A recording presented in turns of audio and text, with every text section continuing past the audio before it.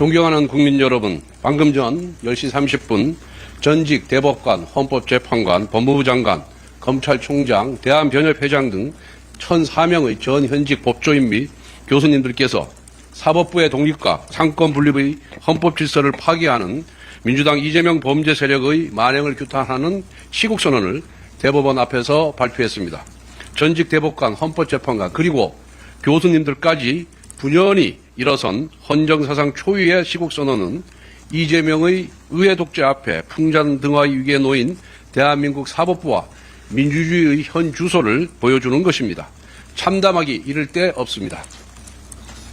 국민 여러분, 민주당 이재명 대통령 후보는 대선을 앞두고 사법부 장악에 여념이 없습니다.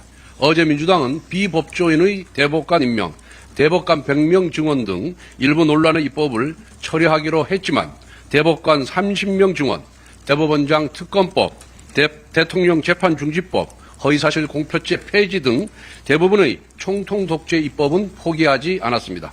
그야말로 눈 가리고 아웅에 불과합니다. 이재명 범죄 세력이 총통독재 입법에 몰두하는 근본적인 원인은 바로 이재명 후보 그 자체에 있습니다. 이재명 후보는 대통령에 당선되더라도 본인의 재판을 무력화하지 않으면 대통령의 임기를 마칠 수 없기 때문입니다. 이재명 후보는 대법원에서 공직선거법 위반 사건에 대한 유죄 취지의 파기환송 판결을 받았습니다.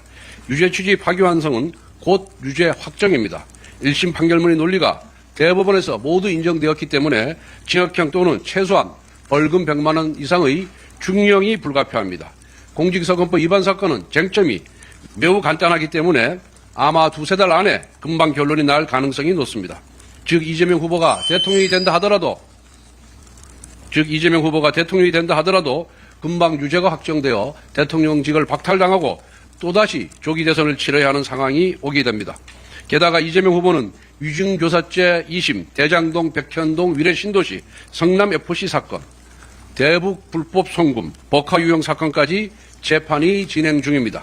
만약 이재명 후보가 대통령이 되어서 대통령이 되면 대통령직을 수행하면서 이 모든 재판을 받아야 합니다. 이재명 후보는 지금부터 본인의 유죄 판결을 막아낼 온갖 방법을 강구하고 있는 것입니다.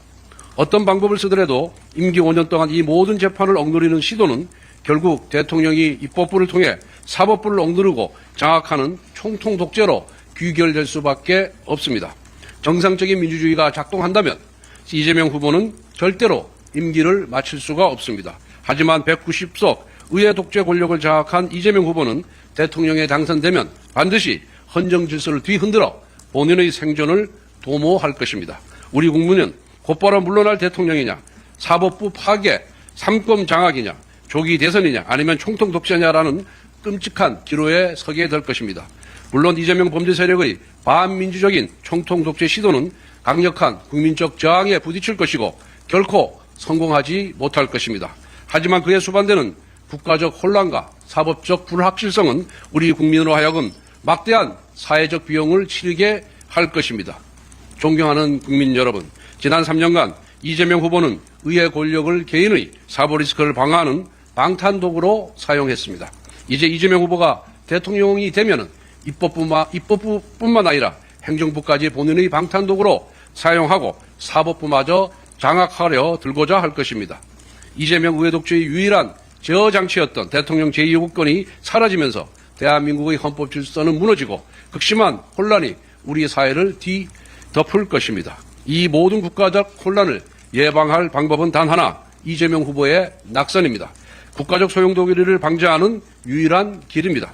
대법관의 수를 늘려 사법부를 파기한 베네수엘라의 현실이 대한민국의 내일이 되어서는 절대 안 됩니다. 6월 3일 기호 2번 김문수 후보로 이재명 범죄 세력의 총통 독재를 막고 나라를 혼란에서 구해 주십시오. 감사합니다.